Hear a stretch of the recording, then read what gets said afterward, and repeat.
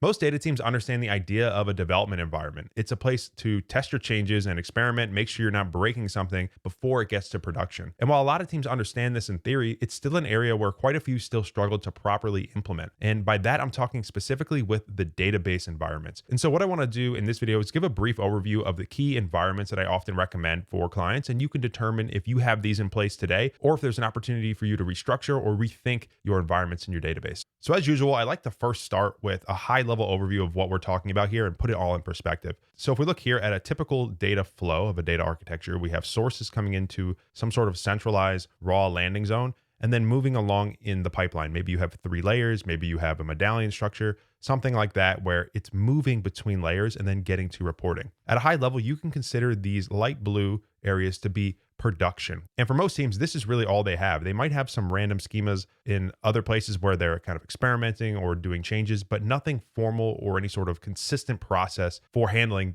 that pre-production work. And so down here, what this is indicating is you create dedicated schemas for developers to work. And again, teams will do this in kind of ad hoc ways, but what I typically recommend is that you have a dedicated, clearly defined place for that. And each of these would have similar naming conventions. For example, dev underscore, and then your first initial last name is a common approach. Then CI in this case stands for continuous integration, but you might also see this referred to as UAT, user area testing, or you might just call it test. But either way, this is a third environment that's separate from individual developers, but happens before production. And all this in this example is situated in one database, but separated by schemas. But you could always break this out into different databases if you wanted to do that as well. I like to keep it simple like this to start, and then you break it out as needed. Now I want to actually show you what this looks like in a database as an example. So if I move this over here, let me just show you here. So let's say the database is this analytics 0. I have a bunch in here, but let's just focus here. In the database, it would look like this. Production would be staging, warehouse, marts. We have 2 development schemas and then 1 CI schema. Now I have full admin permission, so I'm seeing all this here, but in theory, a lot of this would be restricted based on users and permissions. You could have even more development schemas, but the nice thing here is that it groups all the dev schemas together. So you don't have to worry about them being all over the place based on people's names. If you prefix them a certain way, it'll group them together. But obviously, that's just a simple example. I wanted to just show you and start with that first before we talk about anything else. Let's now talk about each of these environments a little bit further, and we'll start with development. What I find with most teams when I start to talk to them about their development environment, they tend to go right to the code. They might have their central code base and they have a dev code base that they work on. But when I ask them about the development environments in their database, they may not have it. And this is pretty common. So the goal here is to tie together your development code with the database itself and make sure that you're aligned with them. So if we go back to this picture, we mentioned that each developer gets their own dedicated schema. And one of the reasons this is so important is that as you're developing, you're not going to overlap and overwrite changes with another person on the team. That's something I've encountered quite a bit in my career, and I've seen it on other teams where you might just have a shared development space. And what ends up happening is you're overriding other people's changes, or you need to wait your turn to refresh something. You just kind of get stuck in a loop there. Whereas if you're strategic about this and you set it up this way, each developer is able to deploy to their own isolated place and it won't interfere with somebody else. They could all be selecting from the same raw data, but deploying elsewhere. And so that's a really great benefit here to that process. The other thing that might be a little confusing for you right now is if you look at this, you have 3 different layers, but only 1 schema for dev. How does that work? At a high level, what I recommend is that when you're deploying to production, you break your layers up into this specific layout or whatever it is for you. But when you're deploying and testing in dev, and the same with CI, you consolidate everything so it's all stacked together in there. And the reason I recommend that is because it will avoid fanning out your database with multiple schemas for every single layer for every developer. It can get kind of messy pretty quickly. And also, this is just for development. It's not really for anybody else to see or really care about. So it's not as important, in my opinion, that you break it out individually. You're more than welcome to, but you can do this pretty nicely and pretty easily with dbt, where it will dynamically understand your context. And if you say production, it will break it out. And if you say you're in development, it will consolidate them. And the same with CI. But as I said, the goal here is to combine your development of your code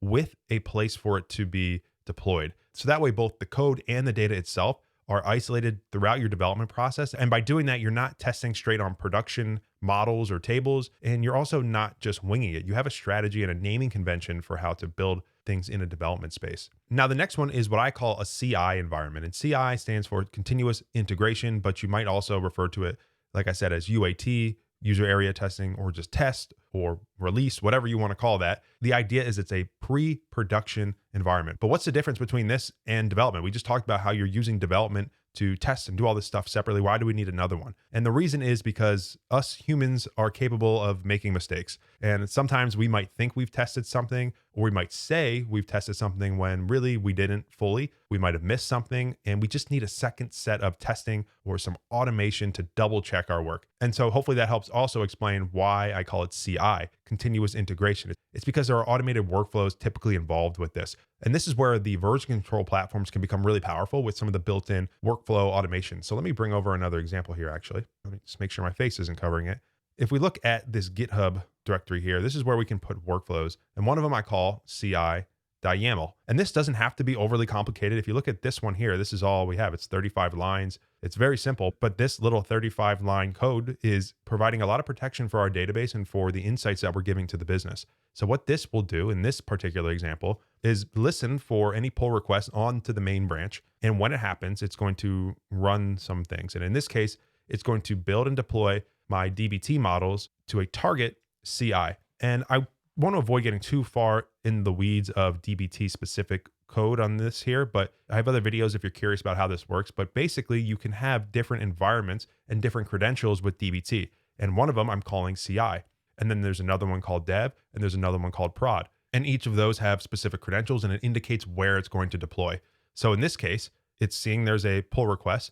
It's going to build and deploy all my models. And because I've indicated CI, it knows to build and deploy it here. It's just the way I have it set up. I have a configuration file set up for that. And so at that point, essentially where we are is we have personally gone through and built and developed and tested in our own development environment. Now we're opening a pull request, and it's going to automatically test it again for us here. It's a double check. It's a simple automation, but doing it that way provides an extra layer of protection. And it's something that I find a lot of teams are just missing, but it's not that difficult to add it once you understand the steps. Hopefully this is giving you some ideas for how you not only need to structure your development environments, but also your database environments and how that actually looks here in the database itself. Now, I recognize a lot of this can be kind of confusing. There's a lot of moving parts here, but there are tools out there today that have configurations that you can set. And once you set it once, it just works. And so you don't have to be constantly tinkering with it. It's a set it and forget it, and then you just start building. And this is what I help a lot of teams set up from the start when they're just getting started with some of these new tools, for example, like DBT, or they're setting up Snowflake and they want to get all this stuff together. So if that is something you're interested in, I'll leave some information below. I'd happy to help you and your team get that set up. But what I want to leave you with here are some tactical little tips, specifically with DBT, that I often recommend. I won't get too far in this, but let me show you a little bit of how this all works together. So back here in the project, I just want to call out a few of the areas where you can put it together with DBT in particular to make this all happen. The first item here is in your project itself, you can indicate custom schemas. And so what we want to do is make sure that in production, it goes to these schemas, but in dev or CI, we don't want it to. We want it to just be in one schema. But we have to at least start with this and make sure that they are in the right place. But how do we know that it's going to go to those different spots? Well, there's a macro here called generate schema name that will say that if the target of that particular run is set to prod, then deploy it to the schema name. I know I'm going through this quickly. I have another video on this if you want to learn more about this particular macro, but I want to show you that you can customize this here to say if it's production, effectively break it out. If it's anything else, put it in your default schema. And we set our default schema to either dev or CI, and that's where it will know to just group them all together. So it's a couple moving parts here. Now I'm going to go back to an example. I think I have an example profiles in here. This is an example of what the credentials look like. So we talked about if the target is prod or whatever. So we're saying if it's prod, use those custom schemas. If it's anything else, for example, if we're running in dev or CI, we're saying use the default schema. So for example, down here in CI, I'm setting the default schema to CI. And so that means it's specifically going to go there. And in this case, because it's an automation, I actually don't indicate a development here, but typically this would be dev underscore JDO or whatever your first initial last name is. And that would then override all objects to deploy to that one schema. Again, I recognize that might be a little bit much for a quick video, but if you want to learn more about that, again, I have other videos that go into that more in depth. Overall, if you're able to follow this type of approach or something similar, you turn your database into something that's a little bit scattered or random into a well-oiled machine that works right alongside your Git project and the whole workflow behind it. So I hope this was helpful and gave you some new ideas. Thanks as always for watching, and I'll see you at the next video.